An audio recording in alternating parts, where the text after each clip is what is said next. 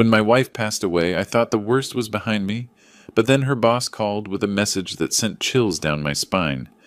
Mr. Thatcher, come here now. I have something to show you. Don't tell your kids. You'll be in danger. I had no idea what he meant, but something in his voice told me this wasn't a conversation I could ignore. When I walked into his office that morning, I froze upon seeing who was waiting at the door. I'm glad you're here. Follow my story to the end and let me know what city you're watching from. I want to see how far this shocking truth has traveled. I never thought that after 45 years of marriage, I would feel like a stranger at my own wife's funeral. But there I was, seated in the front pew at Phoenix Memorial Chapel, while my daughter Sky and son-in-law Axel handled every decision as if I didn't exist. Dad just let us handle everything. You're too emotional to think clearly. Sky told me that morning, her voice carrying a patronizing tone I'd grown to hate. Axel nodded beside her with fake concern. I stayed quiet because I didn't have the strength to fight. Bryn had died of a heart attack 3 days earlier, so suddenly I still couldn't process it. One moment she was drinking coffee talking about spring flowers for our garden. The next I found her collapsed in our kitchen. Massive cardiac failure, the paramedic said. At 72, I should have been prepared, but you're never ready to lose your life partner. Everyone approached Sky and Axel for condolences as if they were the primary mourners. I was just the fragile widower who needed protection from trauma. Grandpa is taking this very hard, I heard Sky whisper. We're handling everything. We don't want to burden him. Burden him. That word stung more than any condolence. Bryn never saw me as a burden, but since Sky married Axel 5 years ago, they spoke about me like I was becoming incompetent. During the service, something troubled me. Sky seemed more composed than grieving, responding to consolers with rehearsed control. Axel kept checking his phone, glancing at his watch, like he had somewhere more important to be. After burial, people gathered at our Scottsdale home for reception. The house where Bryn and I lived 40 years suddenly felt foreign. Sky and Axel moved like hosts directing caterers, accepting cards, discussing matters in hushed tones, while I sat invisible in my own home. Dad, we've been talking, Sky said, settling across from me with that serious expression. You shouldn't stay in this house alone.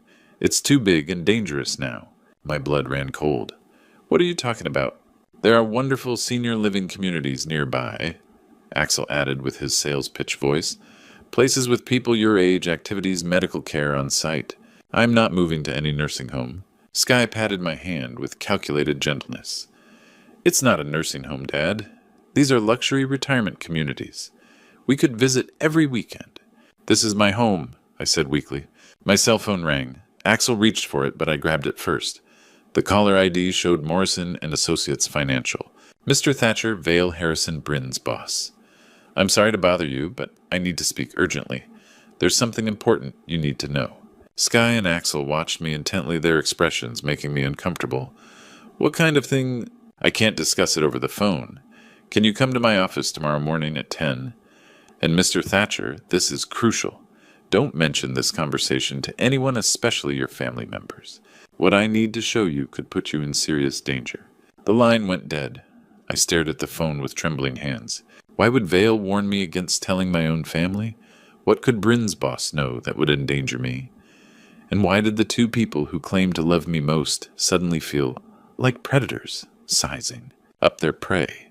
The next morning I drove through downtown Phoenix with questions burning in my mind. Morrison and Associates Financial occupied a gleaming 25-story tower. The elevator carried me to the 20th floor where Vale Harrison's corner office commanded a panoramic view of the city below. Vale was 58, a silver-haired man who'd worked alongside Bryn for 15 years. Today, deep worry lines etched his face as he locked the door behind me.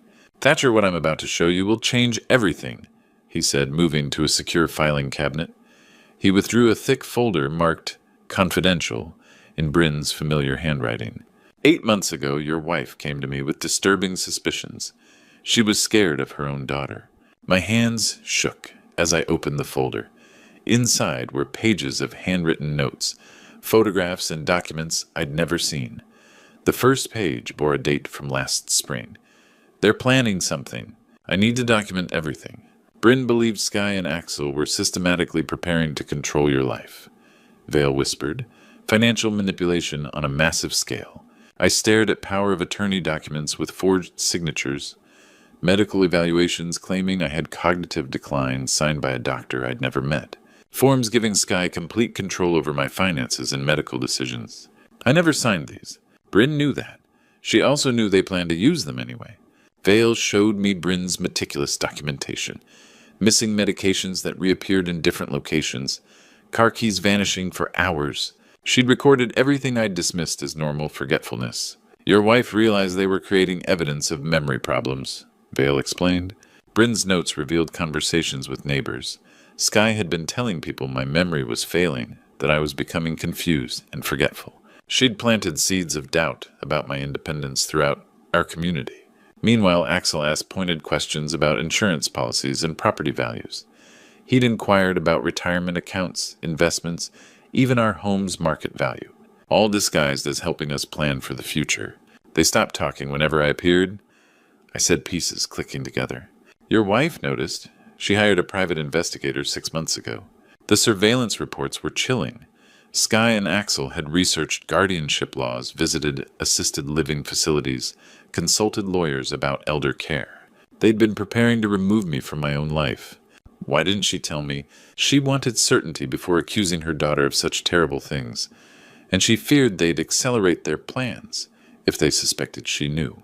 Vale closed the folder and looked directly at me. Thatcher, there's someone who can explain this better than I can. Someone who's been watching, waiting for the right moment. My heart raced as Vale walked toward a conference room door. Are you ready for the truth? Because once you hear it, there's no going back. He knocked softly. He's here, he called out. A muffled voice responded from inside, and my heart stopped. That voice, soft and familiar, belonged to someone who was supposed to be lying in a grave at Desert Lawn Cemetery. Someone I'd watched them lower into the ground just yesterday. The conference room door opened with agonizing slowness, and my world tilted off its axis. Bryn stepped out alive and healthy, her familiar blue eyes filled with love and apology. She looked exactly as she had 5 days ago, except for the weight of secrets she'd been carrying. Hello, my love, I'm so sorry, she whispered. My legs gave out. I collapsed into Vale's leather chair, gasping for air as the room spun around me. This couldn't be real. This had to be some cruel hallucination brought on by grief and stress. This isn't possible, I stammered, my voice barely audible. I buried you. I held your hand when you died. I watched them lower your casket into the ground. Bryn rushed to my side, her familiar touch grounding me in reality. These were her hands, warm and real, not the cold fingers I'd kissed goodbye at the funeral home. I know this is shocking, but I had to protect us, she said, kneeling beside my chair. There was no other way. I was torn between overwhelming joy and crushing anger. You let me grieve. You let me plan your funeral. You let me stand at your graveside and say goodbye forever. Tears streamed down her face. I wanted to tell you, but they were watching everything we did. Every phone call, every conversation. If they'd suspected I was alive, they would have killed us both immediately. Vale quietly placed a glass of water on his desk and stepped back, giving us space for this impossible reunion. She's been hiding here in the building for 5 days, he explained softly, waiting for the right moment. I've been staying in the executive suite. Bryn said, her voice steadier now. Vale has been bringing me food updates about you. I watched from the window yesterday as you drove away from the funeral home. But how, I asked, still struggling to accept the evidence of my own eyes. The paramedics, the hospital, the death certificate. Bryn took a shaky breath. I discovered they were slowly poisoning me. Small doses of digitalis in my morning coffee for 3 months. I was having heart palpitations, dizziness, weakness. I thought it was just age catching up with me. My blood turned to ice. They were trying to kill you. The plan was to give me a heart attack that looked completely natural. But I figured it out when I found the empty digitalis bottle in Axel's jacket pocket. That's when I knew we were both in mortal danger. She explained how she'd reached out to her college roommate, Dr. Betty Pierce, who worked at Phoenix General Hospital. Betty had helped stage the fake medical emergency complete with falsified symptoms and a death certificate that would fool everyone, except the 3 people who needed to know the truth. The funeral director, Marcus Torres, owed me a favor from when I helped his daughter get a scholarship. Bryn continued. He arranged for a weighted dummy in the casket. The closed casket ceremony was essential to the deception. I've been staying at Betty's cabin in Flagstaff when I wasn't here, she said, planning, documenting, gathering evidence with Vale and the private investigator. Vale opened another folder on his desk.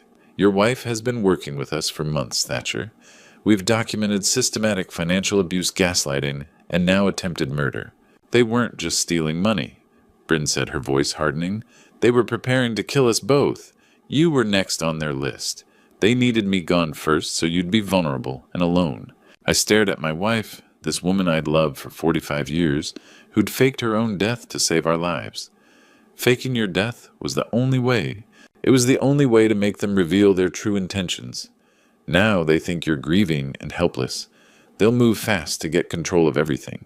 Bryn stood and walked to the window overlooking downtown Phoenix. What I discovered about our daughter will break your heart, Thatcher. But you need to see all the evidence before they arrive. Vale checked his watch and moved toward his desk phone. I called them 20 minutes ago. Told them you were here signing insurance papers and seemed confused about the documents. They're on their way now. My stomach dropped. They're coming here. Bryn turned from the window, her expression grim but determined. It's time to spring the trap. Before I could process Bryn's resurrection, Vale moved to a recording device on his credenza. What you're about to hear will destroy any illusions about your family. He pressed play, and Sky's voice filled the office with chilling clarity. Dad's getting suspicious. We need to move faster. Axel responded. The house is worth $750,000, plus his retirement accounts. Once we get power of attorney, we can liquidate everything, Sky continued coldly. What if he fights the competency evaluation? My daughter's laugh was devoid of warmth. He won't be a problem much longer, neither will Mom. My face went white hearing the casual way she discussed our deaths.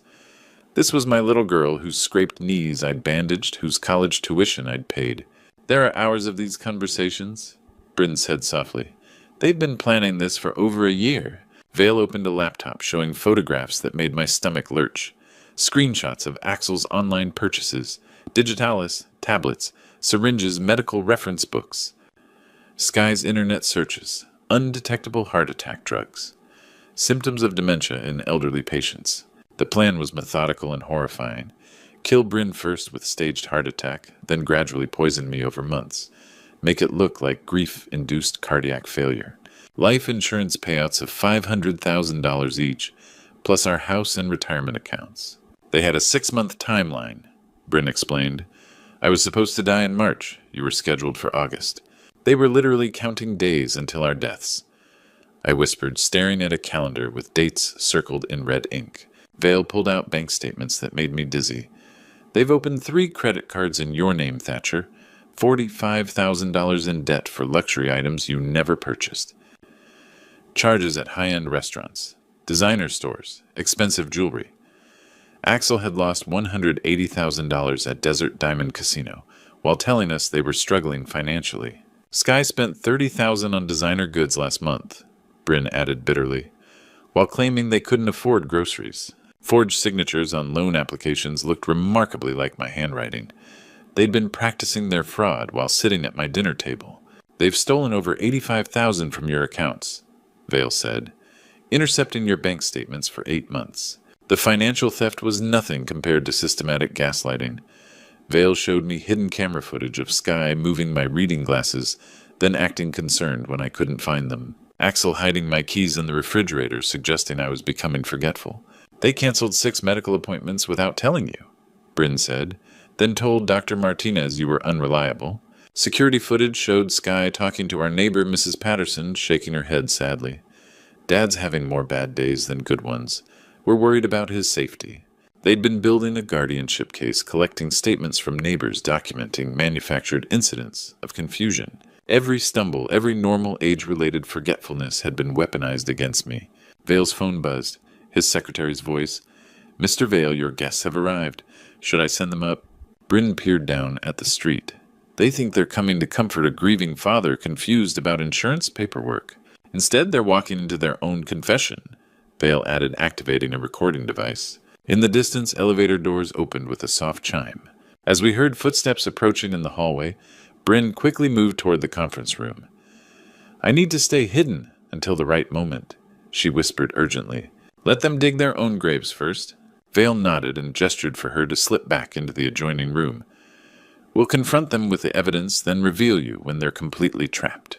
The office door burst open and my daughter Sky strode in with Axel, close behind their faces a mixture of concern and barely concealed irritation. They'd clearly rushed here, probably expecting to find a confused old man signing away his rights. "Dad, what are you doing here? We've been looking everywhere for you," Skye said, her voice carrying that familiar tone of exaggerated worry she'd perfected over the years. Axel's eyes darted around the office suspiciously. "Mr. Vale, why did you call us here?" "You said something about insurance paperwork and Dad being confused." Vale remained seated behind his desk, his expression professionally neutral. "Your father wanted to discuss some financial matters. I thought it would be appropriate for family to be present." What they didn't know was that hidden cameras were rolling, recording every word, every expression, every telltale sign of guilt that would soon surface. I stood up slowly, my legs shaking, not from age, but from rage that had been building for months. "I know what you've been doing." Skye immediately shifted into her caretaker persona. "Dad, you're confused. This isn't the place for you right now. Let's go home and get you some rest." She moved toward me with those practiced gestures of concern, but I stepped back. Vale placed the thick evidence folder on his conference table with a deliberate thud that made both Skye and Axel flinch. Axel's eyes widened as he recognized some of the documents spilling out. Bank statements, credit card bills, photographs. His face went pale. "Whatever lies people have been telling you." "Dad, you can't believe them," Skye said quickly, but her voice had lost its confident edge. "These aren't lies," I said, my voice growing stronger with each word. "These are bank records, credit card statements, all in my name, all signed with forged versions of my signature." Vale methodically spread the evidence across his table like a prosecutor presenting his case. Credit card statements showing $45,000 in charges I'd never made. Gambling receipts from Desert Diamond Casino, totaling $180,000 in Axel's name. "We can explain those," Skye said desperately. "They were emergency expenses. Medical bills, home repairs, things you forgot about." I picked up a receipt and waved it in front of her face. $30,000 at Tiffany & Company is a medical emergency. Axel tried a different approach. "You don't understand the financial pressure we're under, Thatcher. We were trying to protect the family assets, make sure everything was secure for your future." That's when Vale played his ace. He pressed a button on his recording device, and their own voices filled the room with crystal clarity. "He won't be a problem much longer, neither will Mom." The silence that followed was deafening. Both Skye and Axel went rigid, trapped by their own words echoing in the sterile office air. "That recording is taken out of context," Skye stammered, but the confidence had completely drained from her voice. "We were just discussing hypothetical scenarios," Axel added weakly. "Estate planning, you know. Everyone talks about inheritance planning." "Inheritance planning." I roared, finding strength I didn't know I still possessed. "You were planning to poison us. You already tried to kill your mother with a digitalis." Skye's mask finally slipped completely. "Dad, you're being paranoid and delusional. This is exactly what we've been trying to tell people about your mental state. You're not thinking clearly.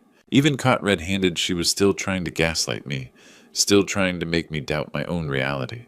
"Actually," a familiar voice said from behind them, "his mind is perfectly clear." The conference room door opened, and both Skye and Axel turned, probably expecting a lawyer or security guard. Instead, they saw something impossible, something that made Axel's face go white as paper.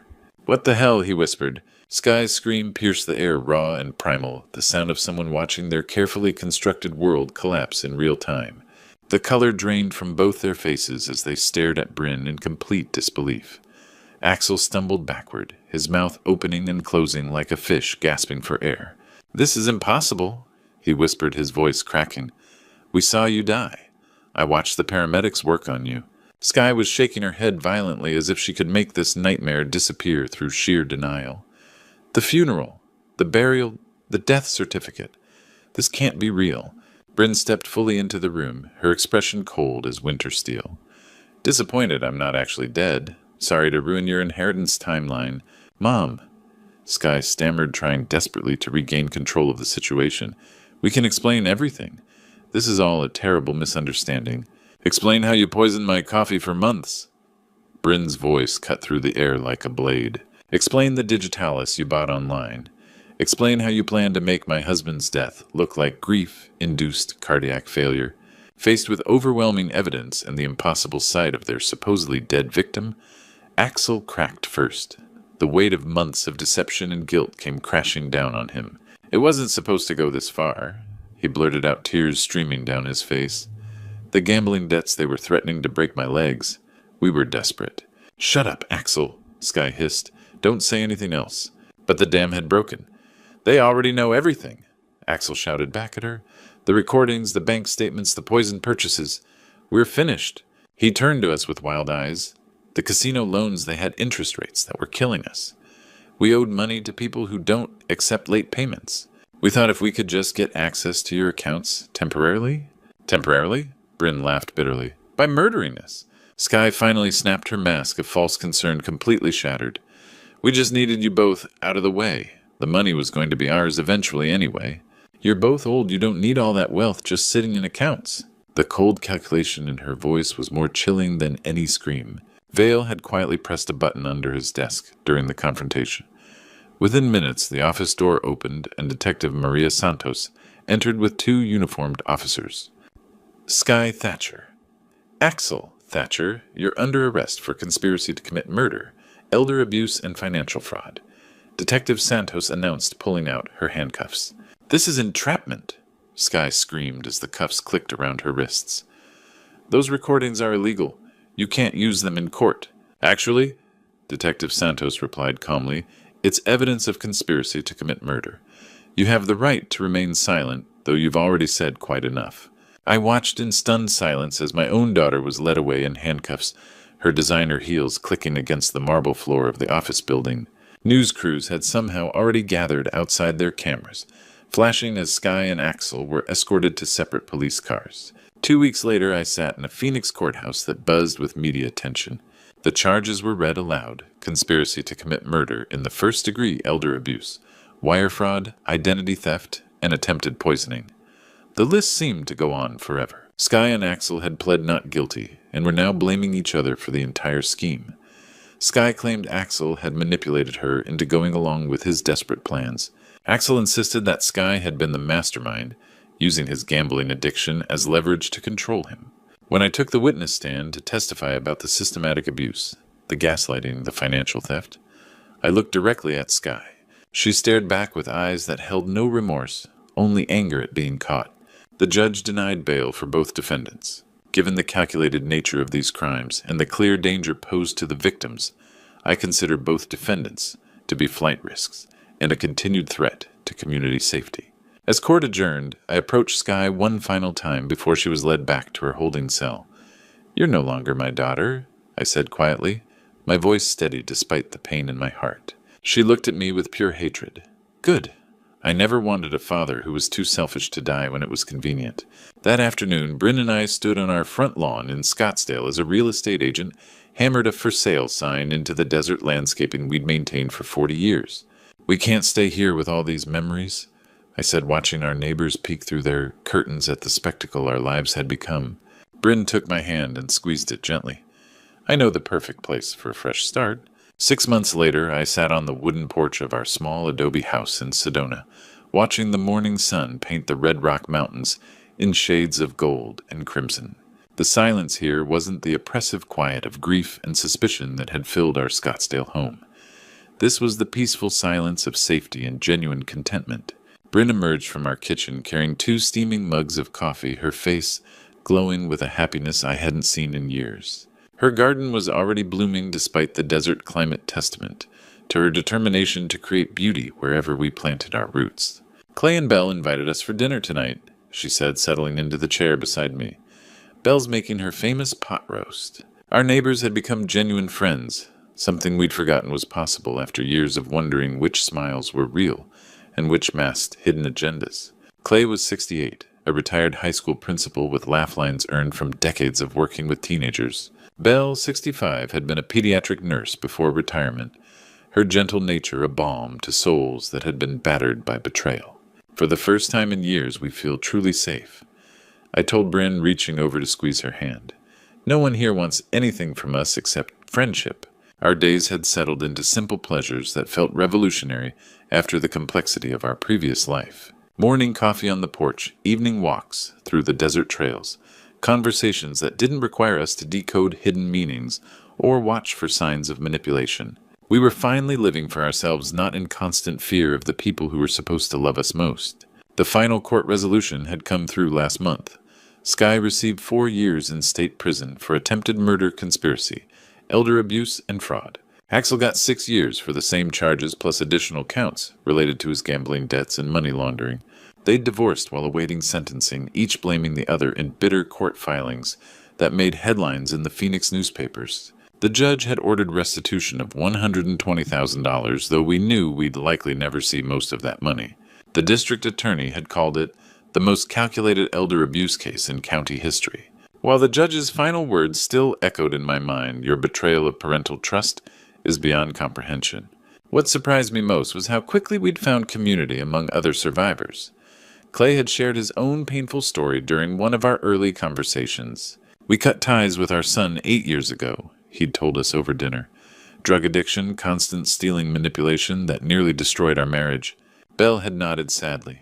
He'd show up crying, promising he'd changed, begging for just one more chance. We gave him dozens of chances before we realized we were enabling his destruction of our family. "It was the hardest decision we ever made," Clay continued, "but it saved our marriage and probably our lives.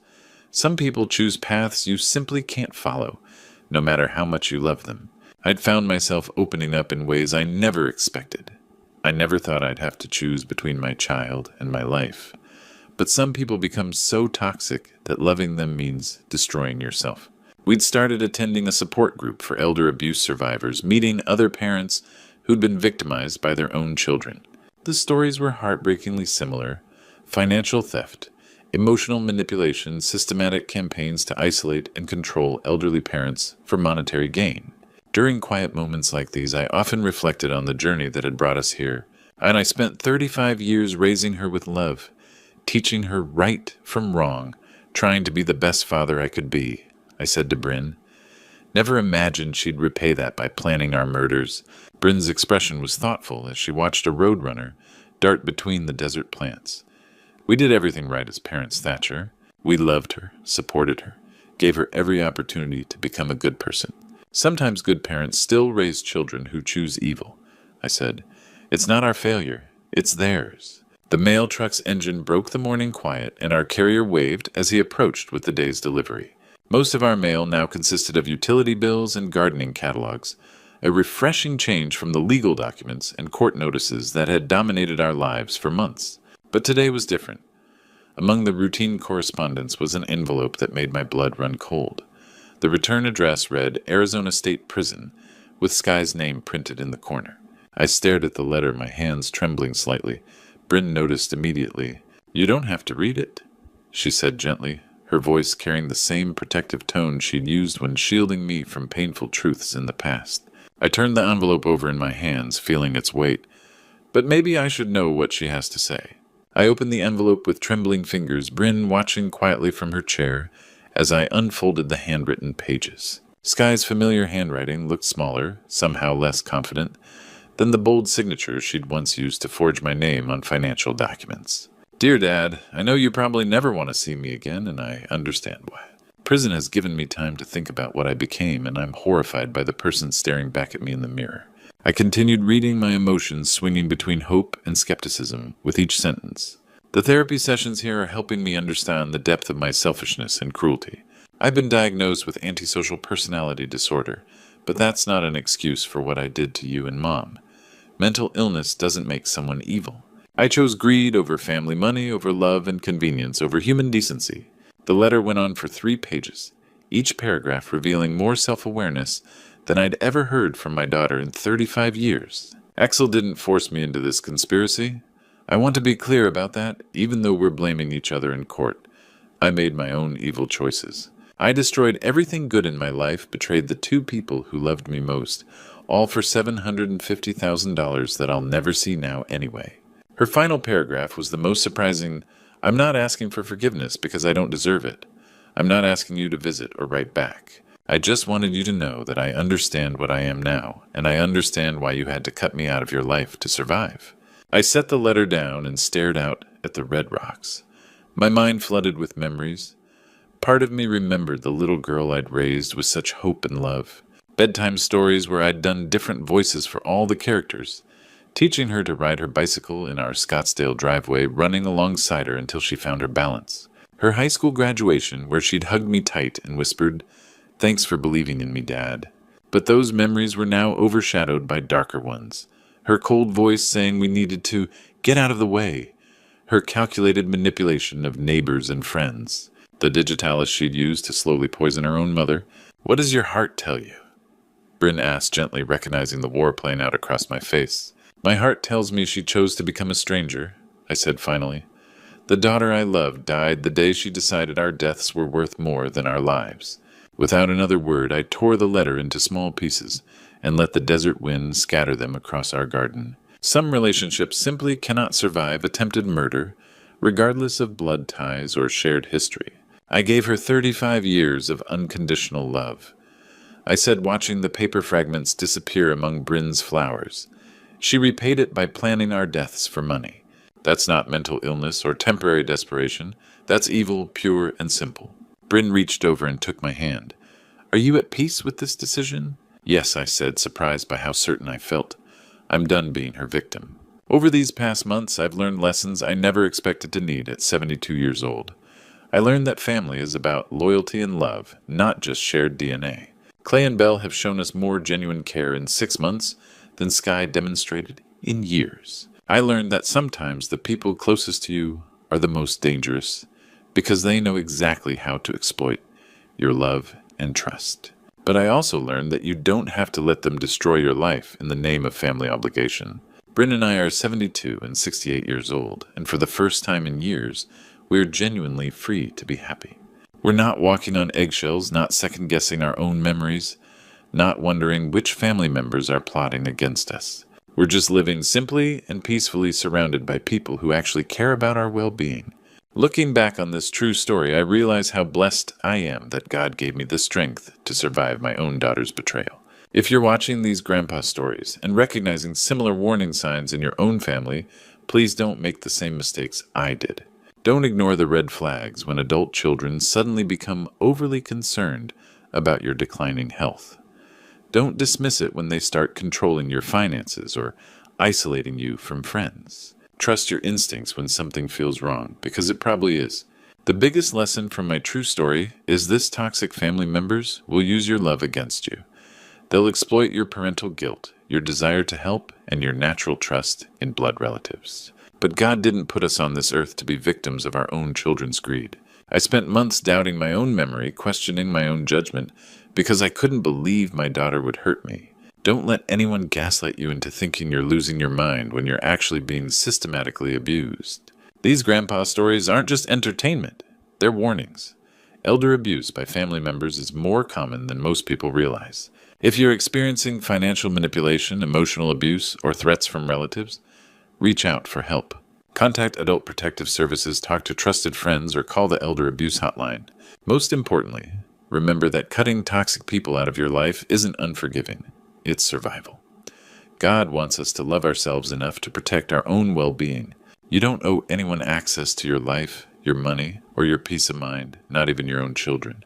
Trust in God's plan for your safety and happiness. He'll give you the wisdom to recognize danger and the courage to act on it.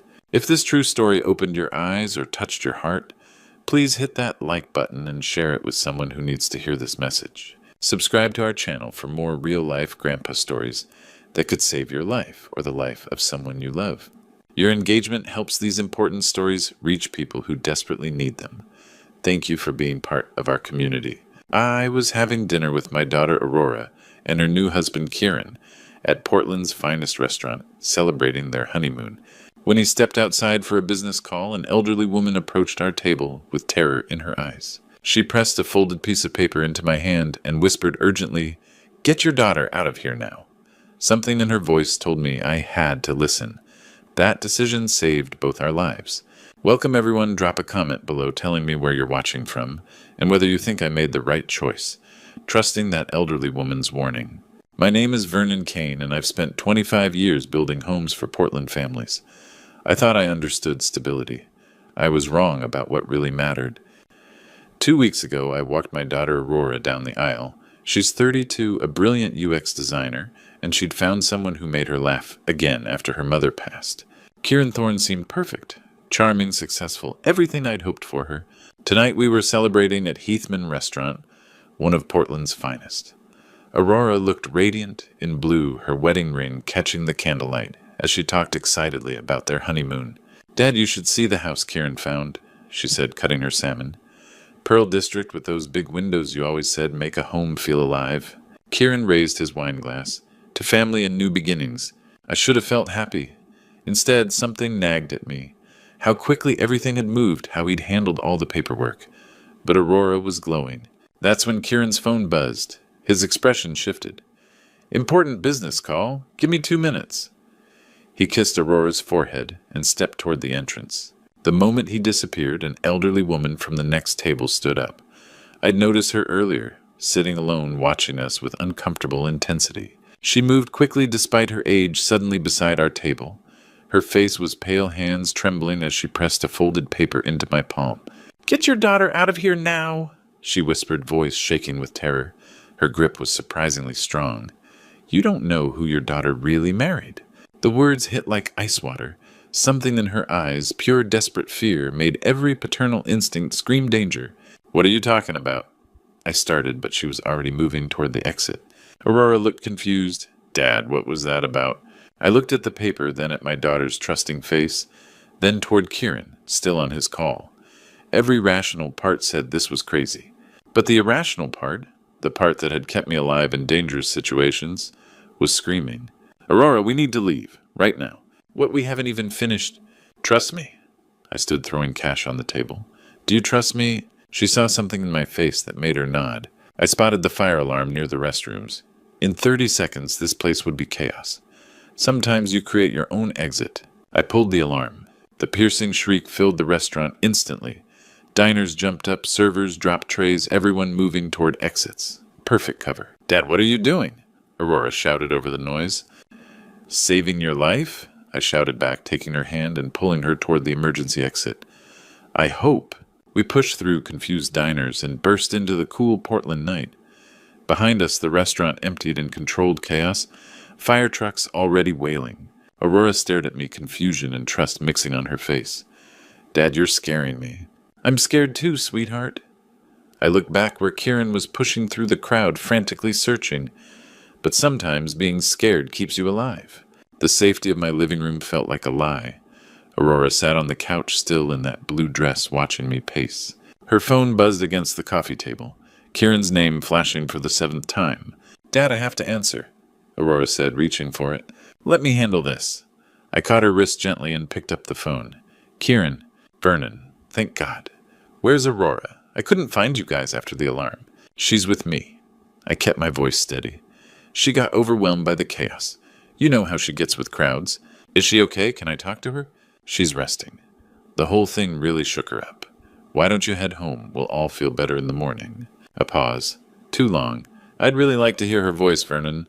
Aurora was shaking her head at me, eyes wide. Something in Kieran's tone had shifted.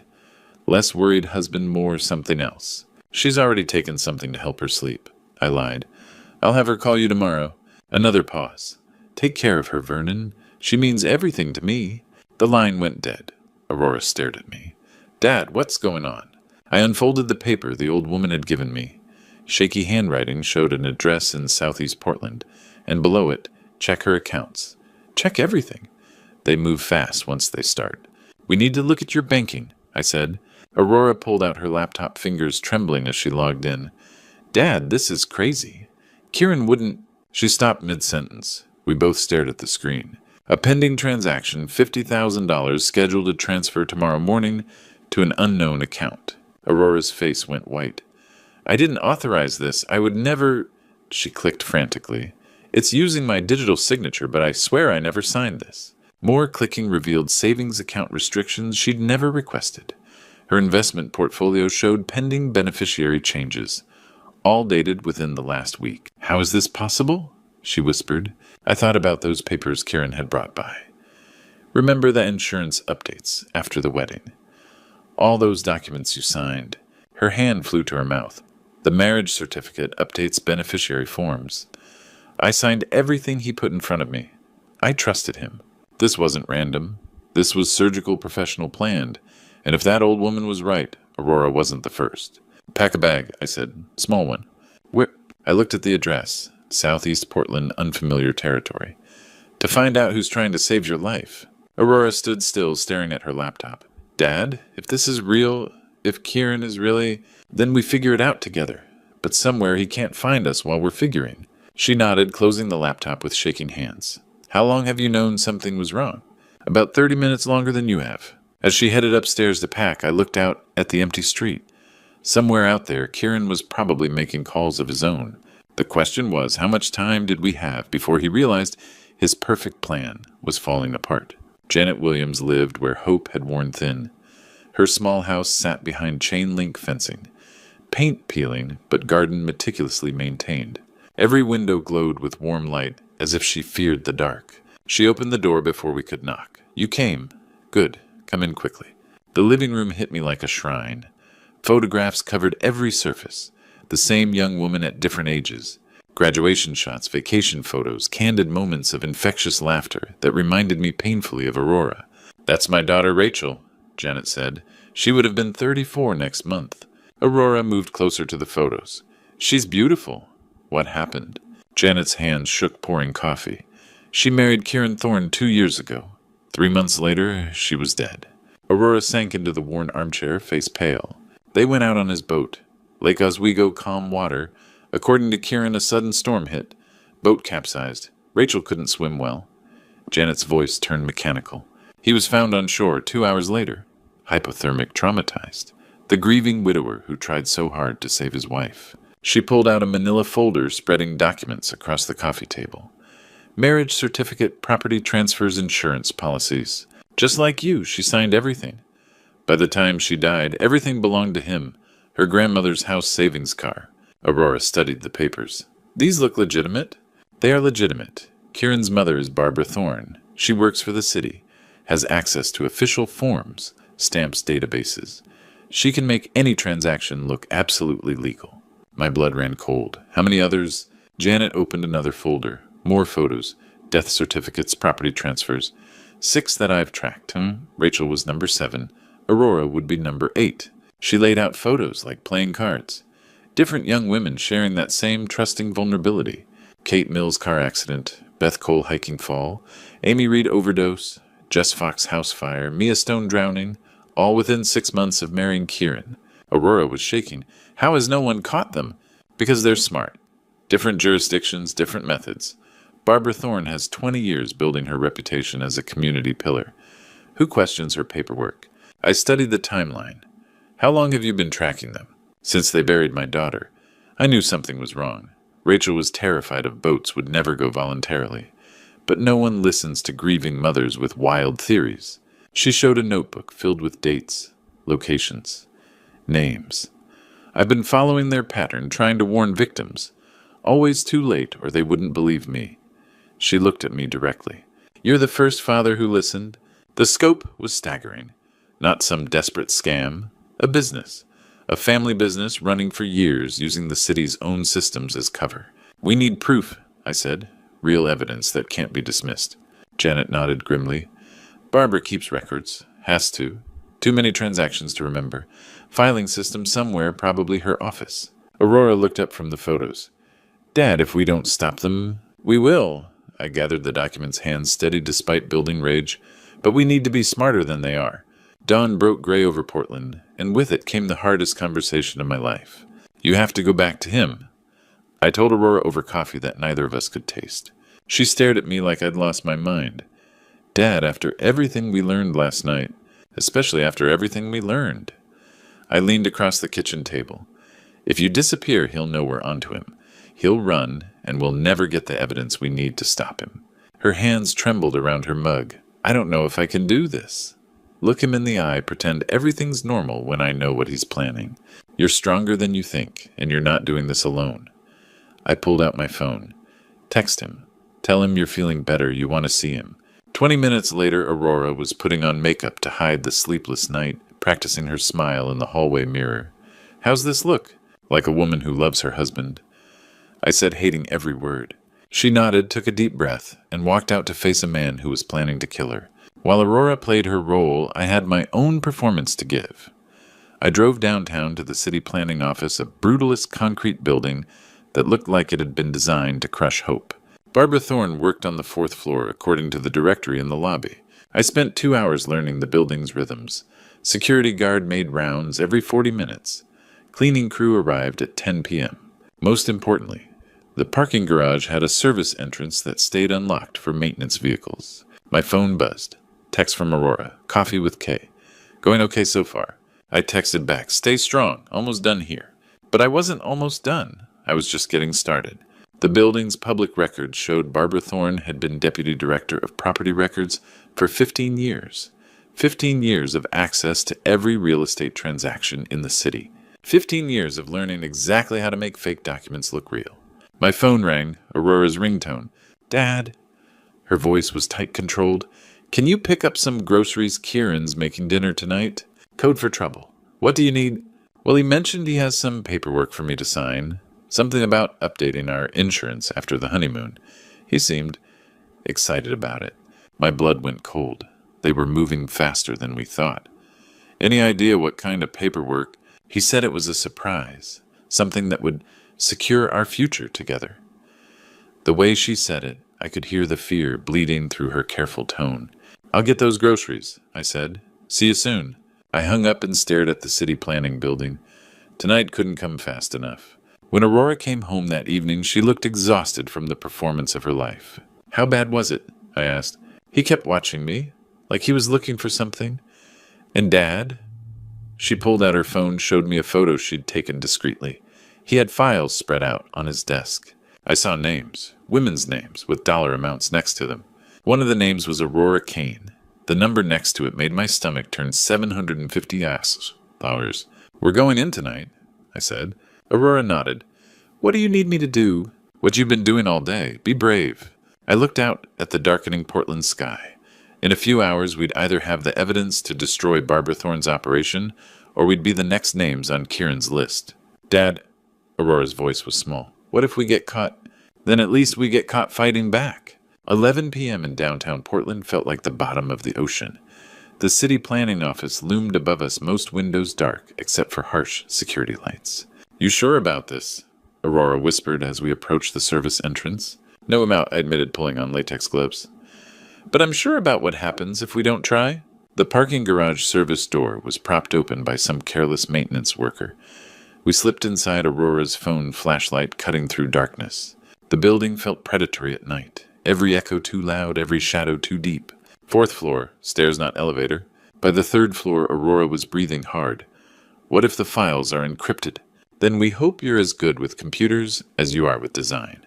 Barbara Thorne's office door might as well have read, Evil lives here. I pulled out the small toolkit I'd bought that afternoon. Since when do you know how to pick locks? Construction security in college. Some skills stick. The lock clicked open. Keep watch. Barbara's office was sterile, organized, cold. File cabinets lined one wall, each drawer labeled with bureaucratic precision. Try the computer, I told Aurora, attacking the locked filing cabinet. She slid behind the desk, fingers flying over keys. Password protected, but... She pulled out a USB drive. Good thing I brought my toolkit too. Where did you learn? UX design requires creative problem solving. The screen flickered to life. I'm in. While Aurora navigated digital files, I forced open the cabinet.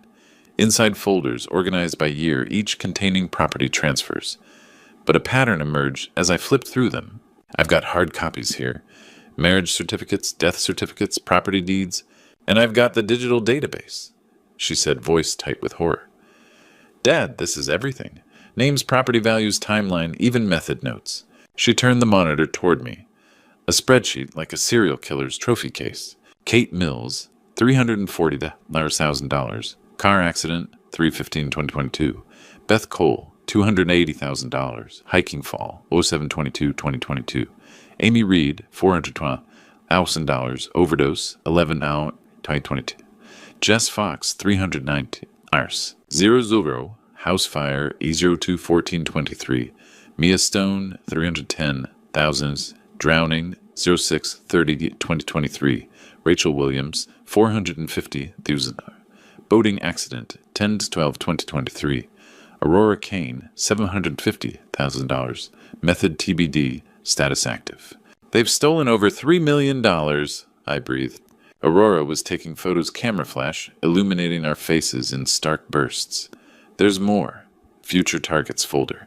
They're researching other women. I grabbed my phone, photographing physical files. Every document signature, forged stamp, complete confession. Almost done. Aurora said, copying financial records. Everything's backed up to the cloud. I was closing the last drawer when we both heard it. Footsteps in the hallway, slow, deliberate, getting closer. Aurora's eyes met mine. We'd been so focused on evidence that we'd forgotten the most important rule: always have an exit strategy. The footsteps stopped directly outside Barbara's office. The door handle turned with a soft click that sounded like a gunshot. I grabbed Aurora's arm, pulling her behind Barbara's desk as the door opened. Through the gap, I saw expensive loafers and black security boots.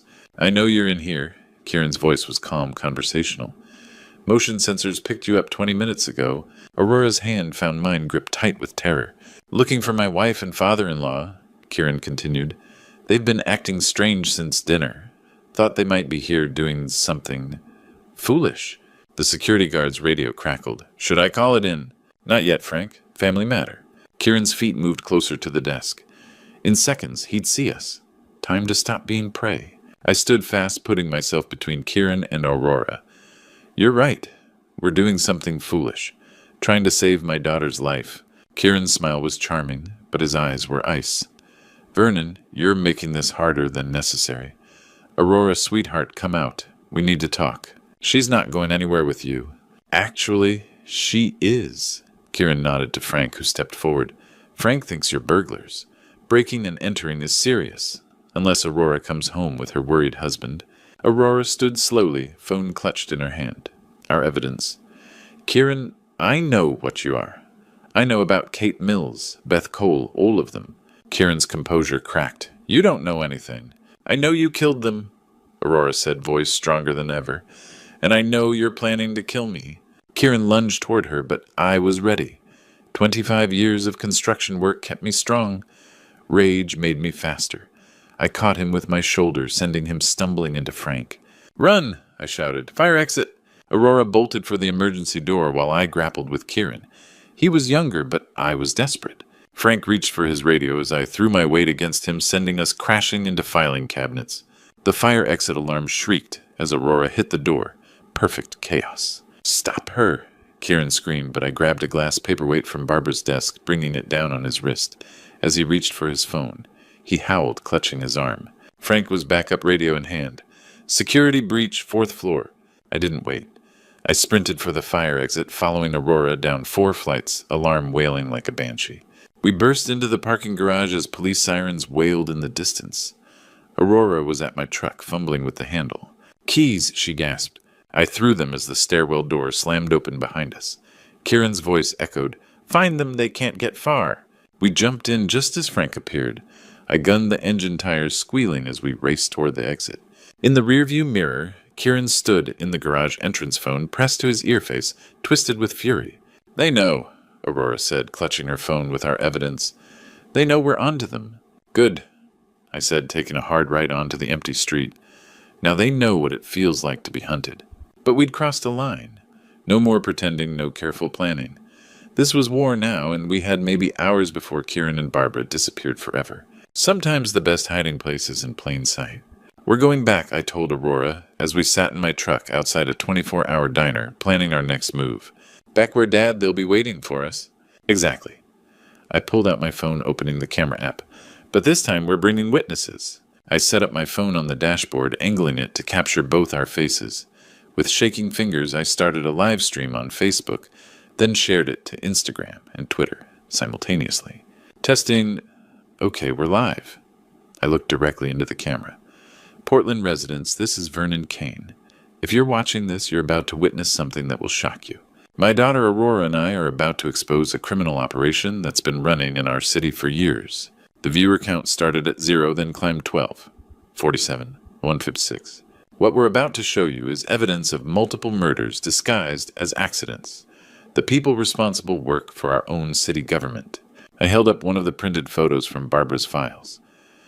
This woman, Barbara Thorne, Deputy Director of Property Records, has been helping her son kill young women and steal their property. Comments started flooding in. Is this real? Call the police. Share this now. Aurora leaned into frame. I'm Aurora Kane. 2 weeks ago, I married a man named Kieran Thorne. Yesterday, I discovered he was planning to kill me for my inheritance. Tonight, we found proof he's done this to 7 other women. The viewer count hit 800. We're going to confront Barbara Thorne right now.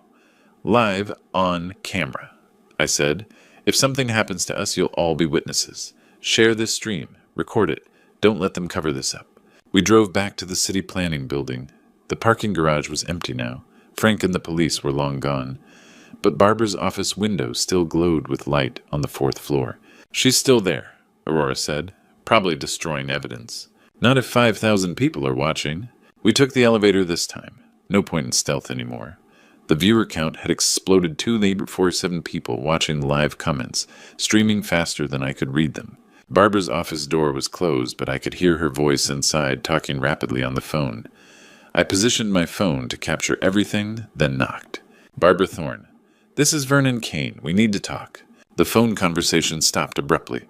After a long pause, the door opened. Barbara looked exactly like what she was, a bureaucrat caught in the act.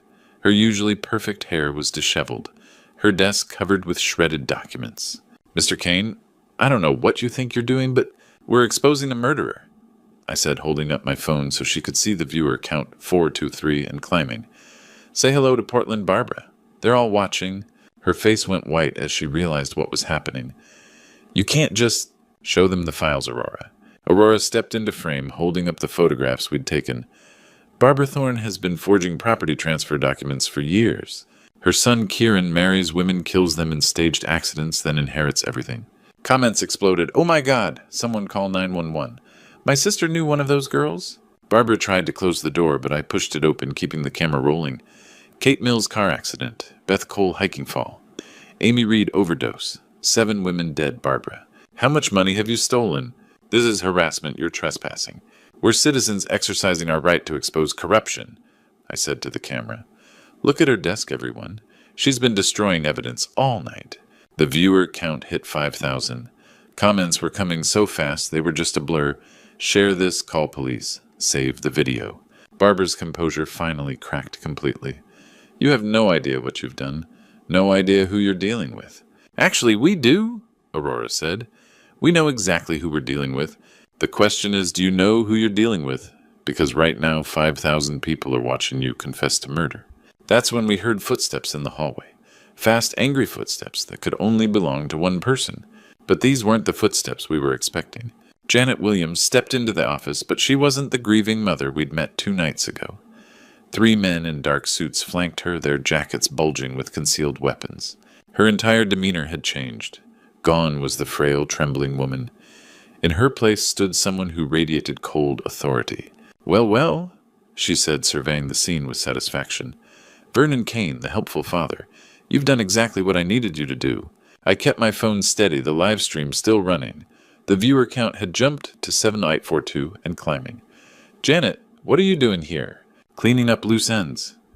She smiled, but it was nothing like the sad, grateful expression I remembered. Barbara, darling, did you really think your sloppy little operation could run forever without attracting attention? Barbara stared at Janet in confusion. What are you talking about? Who are you? I'm your replacement, Janet said simply. You see, Vernon, when I told you my daughter married Kieran, I was telling the truth. What I didn't mention is that I've been running a much more sophisticated operation than Barbara's amateur hour for the past 15 years. The live stream comments exploded. What? Plot twist. Record everything. Aurora grabbed my arm. Dad, what's happening? Janet walked to Barbara's desk, casually pushing aside the shredded documents. Barbara, your problem was always thinking too small. Fake marriages, staged accidents. So crude, so obvious. You were drawing FBI attention to Portland, and that was bad for my business. Your business?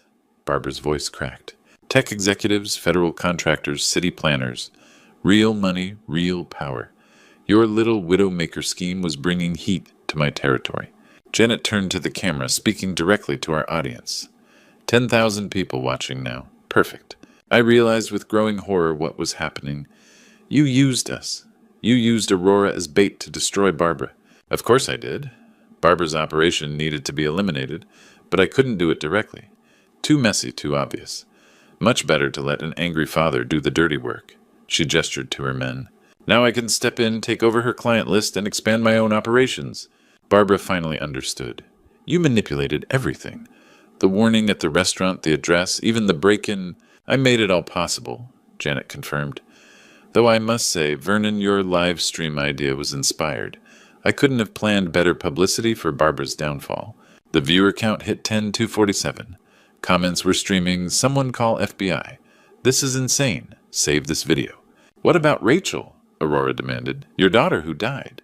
Janet's mask slipped for just a moment, showing cold calculation. "Rachel Williams? I never had a daughter named Rachel. That grieving mother act was just theater. I'm not even a Williams. The name's Margaret Cross, and I've been running organized crime in this city longer than Barbara's been breathing." One of Janet's men stepped forward. "Ma'am, we should wrap this up." "Yes, we should." Margaret looked directly at me. "Vernon, you have two choices. Work for me, help me build a real criminal empire, or—" That's when the sirens cut through the night air, distant at first, then growing louder, multiple units coming fast. Margaret's expression changed from confidence to alarm. "What?" 10,000 witnesses, I said, holding up my phone. 10,000 people who just watched you confess to running a criminal organization.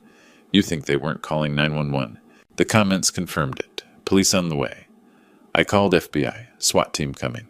Barbara actually laughed, a bitter, desperate sound. "You brilliant fool, Margaret. You just confessed to federal crimes in front of 10,000 people." The sirens were getting closer. Through the office window I could see flashing lights reflecting off the buildings below. Margaret's men were looking nervous, hands moving toward their weapons. "Boss, we need to go. Now!" But it was too late. The elevator dinged and we could hear heavy footsteps. Multiple voices, the sound of tactical gear. "Portland Police Building is surrounded." I looked at the phone screen. 12,633 viewers and climbing. The comments were a celebration. They're caught. Justice. Heroes. Margaret Cross. The woman who'd manipulated us all stared at the phone in my hands with something like respect. "You really did it, Vernon. You destroyed us all." The office erupted into chaos as Margaret's men reached for their weapons, but Barbara wasn't going down without a fight. "You think you can just waltz in and take over?" Barbara screamed, diving behind her desk as one of Margaret's thugs drew his gun. I grabbed Aurora, pulling her down as the first shots rang out. The live stream was still running. 15,000 viewers now watching a real-time gunfight unfold in a government building. "Stay down!" I shouted, shielding Aurora with my body while keeping the phone angled to capture everything. Margaret's voice cut through the gunfire. This is what happens when amateurs try to play with professionals. But the shooting lasted less than 30 seconds. The elevator doors burst open and tactical officers in full gear flooded the office. "Portland Police, drop your weapons now." Margaret's men were professionals, but they weren't suicidal. Weapons clattered to the floor as hands went up. Barbara emerged from behind her desk, mascara streaked down her face, hands raised. "Don't shoot, I surrender." Margaret Cross stood in the center of the chaos, strangely calm, as officers surrounded her. She looked directly at my phone camera one last time. 15,000 witnesses to the end of an empire. "Margaret Cross, you're under arrest for conspiracy, racketeering, and accessory to murder," the lead officer announced as handcuffs clicked into place. "Barbara Thorne, you're under arrest for fraud, conspiracy to commit murder, and racketeering."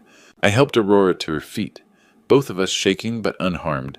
The live stream comments were going insane. "Holy shit! They're all arrested. Save this video forever." "Ladies and gentlemen," I said to the camera, my voice hoarse with exhaustion and relief, "you just witnessed the takedown of two criminal organizations that have been terrorizing Portland for years. 15,000 of you called for help, shared this stream, and made sure these killers couldn't escape justice." A detective approached us, notebook in hand. "Mr. Kane, I'm Detective Rodriguez. We're going to need full statements from both of you." "Everything's right here," Aurora said, holding up her phone. "Photos of all their files, financial records, victim lists. It's all backed up to the cloud." Through the office windows, I could see news vans pulling up outside. Reporters were setting up cameras, preparing to tell the story that 15,000 people had already witnessed, live. "Dad," Aurora said quietly as the criminals were led away in handcuffs, "we actually did it. I pulled her into a hug, this brilliant, brave daughter who'd risked everything to help me save her own life. We did it together. The live stream was still running. I looked into the camera one last time.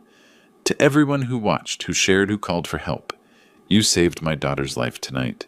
You proved that when good people stand together, evil doesn't stand a chance. Comments flooded in: Heroes, Father of the Year, Love Wins, Family First. Kate Mills, Beth Cole, Amy Reed, Jess Fox, Mia Stone, Rachel Williams, they didn't die in vain. Aurora added her voice strong despite her tears. Their stories helped us stop this from happening to anyone else. As we walked out of that building together past the arrested criminals and the gathering media circus, I realized something profound. For weeks I'd been terrified of losing Aurora. But tonight I hadn't just saved my daughter. I'd found her. Really found her. The scared young woman who'd married Kieran was gone, replaced by a warrior who'd helped take down a criminal empire. The live stream ended with over 20,000 viewers and hundreds of thousands of shares. By morning, the story would be national news. Margaret Cross and Barbara Thorne would spend the rest of their lives in prison. Kieran Thorne was arrested at his apartment 3 hours later. But more importantly, Aurora was safe. Our family was safe. And sometimes that's all that matters. Love doesn't just conquer all. Sometimes it live streams the victory for the whole world to see. Looking back on everything that happened, I realize how close I came to losing Aurora forever. Don't be like me. Don't ignore those gut feelings that something's wrong. When that elderly woman pressed that paper into my hand, every logical part of my brain said it was crazy. But God had put her there for a reason, and I'm grateful I listened. The truth is, I'd been so focused on wanting Aurora to be happy that I missed the red flags. Kieran's charm, his insistence on handling all the paperwork, the way he rushed everything. These weren't signs of love, they were signs of a predator. This true story taught me that a father's protective instincts aren't paranoia. They're a gift from God. What I learned from this nightmare is that evil often wears a beautiful mask. Margaret Cross fooled me completely with her grieving mother act. Barbara Thorne built her reputation as a community pillar while destroying families.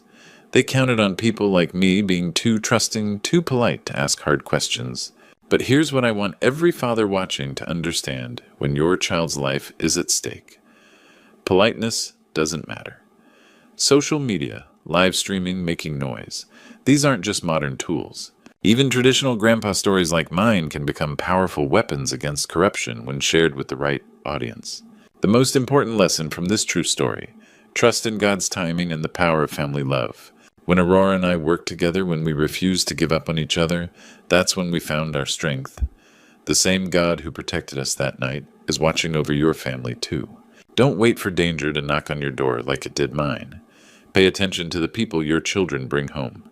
Ask questions. Trust your instincts. These grandpa stories aren't just entertainment. They're warnings, lessons passed down to protect the next generation. If this true story resonated with you, please share it with other parents who need to hear it. Leave a comment about your own experiences with protecting family. And don't forget to subscribe to our channel for more meaningful grandpa stories that could save lives.